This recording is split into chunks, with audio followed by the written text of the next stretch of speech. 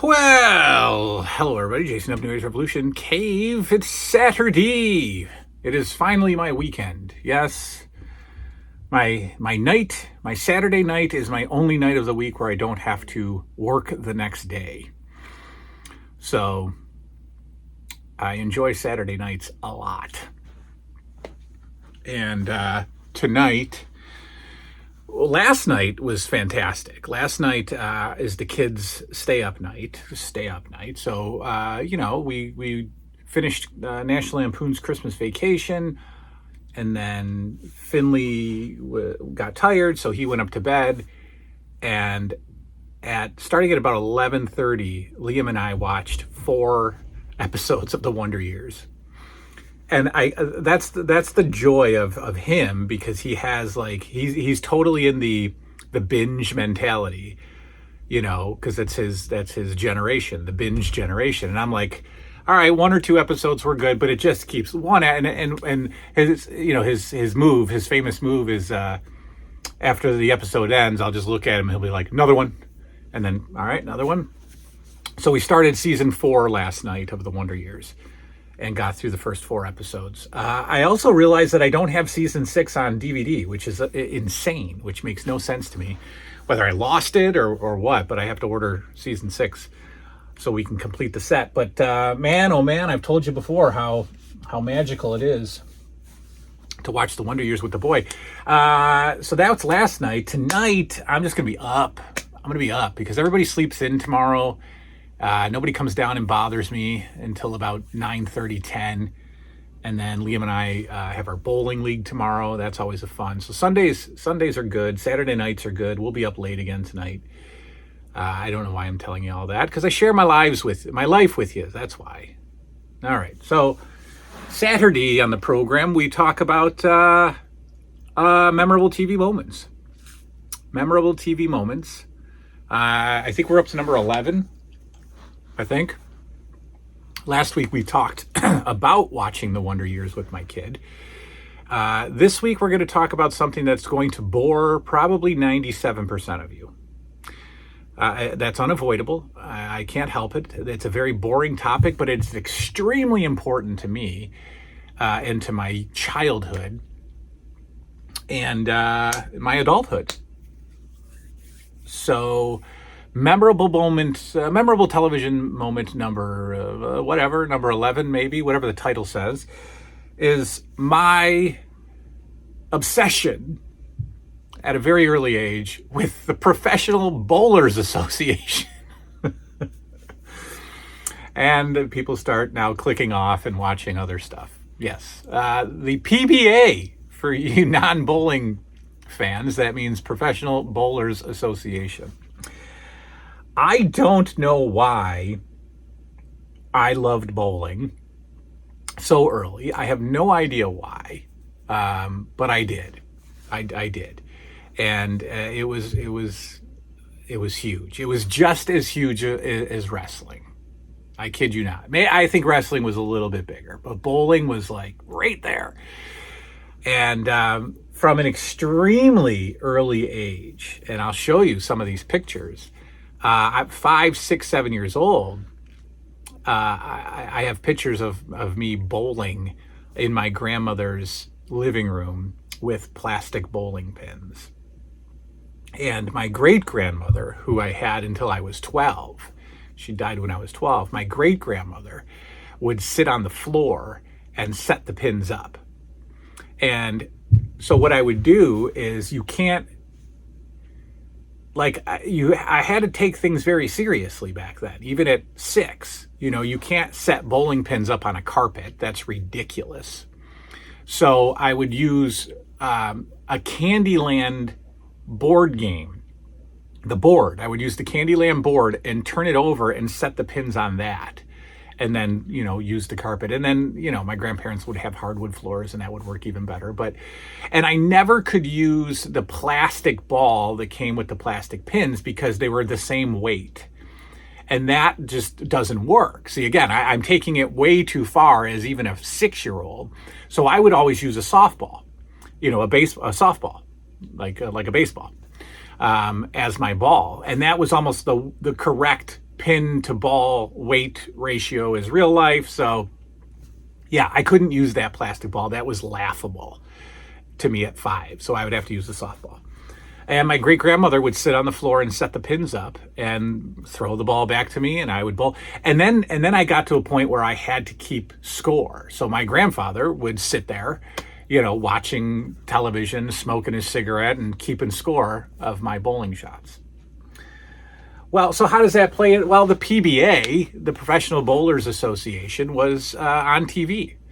And it was on TV every Saturday at 3 p.m. on ABC. And there's a picture that has me, I think my grandmother's holding me, and in the background you see the television, and on the television is bowling, is the Professional Bowlers Tour. Every Saturday, 3 p.m. And they would have seasons. So they would take a break, I think during, I don't know, summer or something, I don't know, when it wouldn't be on ABC. And then at that point, you didn't have any other cable channels. But later on in life, when it was off of ABC, it would go to ESPN. There was some bowling on NBC, and so on. But I would sit and watch professional bowling with my grandparents and alone later, probably beginning at age 5 or 6. In fact, the photos that I'm showing you, I think I'm about 5 or 6. And I remember having favorites throughout. I had favorites in the, early 80s. I had favorites all throughout, forever, until now. And I would copy the bowler styles when I was bowling with my plastic pins. So I would, if there's any bowling fans out there, in fact, if anybody's still watching this show, I would copy a bowler named Mark Roth, and I would copy a bowler named Marshall Holman. All right, and these are, I can't even believe we're doing this. And these are like late 70s, early 80s, mid 80s, like all-star bowlers. They're like the top bowlers of that era. My goodness. And that was that was Saturdays. That was, and the newspaper at the time, as I get a little older, 8, 9, 10 years old, the newspaper at the time in the sports section would have a little section of bowling, and it would have like the tournament for that coming Saturday. You have to qualify, and you have to like, there's qualifying for like 4 days before the tournament. So I would watch the standings change each day in the paper. And then on Saturday, I'd be surprised as to who was in the top 5, because you wouldn't get the Saturday paper in time to get the actual show lineup.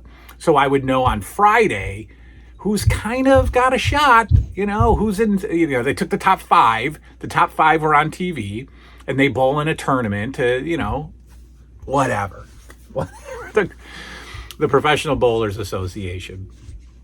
I took it even further. I would bowl in what's called a Pro-Am event. So in Rochester, we had a bowling center called Marcel's Olympic Bowl, and it was an 80-lane center. And that's, if you're normal and have no idea what I'm talking about, that's a lot of lanes. An 80-lane center is a huge bowling center. And so the PBA would come to Rochester every year for the Kodak Invitational Tournament. Of course, Kodak being from Rochester. And the Pro-Am was you would sign up. So the tournament starts on like a Wednesday, right? Tournament starts on a Wednesday or so with qualifying and blah, blah, blah, and ends on a Saturday. But all the pros would be there on Tuesday for the Pro-Am. And the Pro-Am was just an amateur, a goofball kid, bowling side by side with a pro for his teammate. And they would alternate pros. So you'd get 3 pros. You'd bowl 3 games with 3 different pros. And they give you, you've got like a program book that's like a yearbook with all their faces in it and names and bio and stuff, and they'd sign it. So I'd be walking around Olympic Bowl with my, pen and hair, they sign their name. And then I get to bowl with them, which is just magical, to bowl with 3 pros. And I kid you not, I don't have the paper cut out anymore, but in around 80, I don't know, probably 89. I placed second in the Pro-Am for the kids division. And I got nothing. I literally got nothing. There was no trophy. There was no nothing. I got nothing. But my name was in the paper. That's about it. But I got nothing for it. The adult Pro-Am winner, I think, got like $400 or something. But the kid got nothing. Not even a trophy. Just the experience of bowling with the pros. And then the Pro Tour, you know, on TV, it left ABC. So the professional bowling on ABC was a staple, right? It was a very, you know, if you're a bowling fan, again, you grew up with bowling on ABC. I think it started in the late 60s. And it ended in 1997, I think. Around there it ended. The ABC bowling contract ended because bowling was kind of dying. Popularity was dying. And then the tour has gone through periods of bankruptcy and reestablishment. And so, as I was saying, when it ended on when it ended on ABC, that was kind of the end of the era. And, you know, believe it or not, like with any sport, bowling has changed. And I kind of connect it to wrestling. Like my love of bowling and the PBA Tour, I connect with my love of wrestling back in that era. Today, it's almost like I kind of hate it, you know, I because of how much it's changed.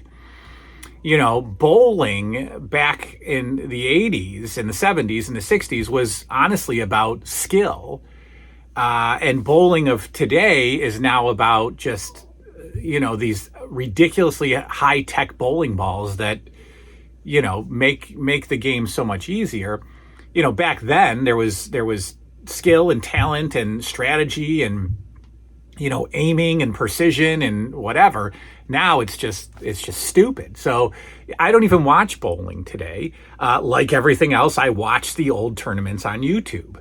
They have them all that we could watch entire years of professional bowling on YouTube. And some of the best, most entertaining tournaments are from late 70s, early 80s. You know, it's great. And like with wrestling, you know, everything has just changed. It's you know, it's so different. And so I don't watch any bowling today. I've just grown out of so much. I still bowl. Not as regularly as I once did. My son and I bowl in a Sunday adult junior league. And I have not bowled in a adult men's league for a decade, maybe a decade. So you know everything changes, and I guess you grow out of things. But yeah, that is memorable TV moment number whatever. 30 most memorable TV moments. My love affair with the Professional Bowlers Association, ABC television, 3 p.m. Eastern Time, Saturdays, hosted by Chris Schenkel and Bo Burton. Please don't unsubscribe. Good night now.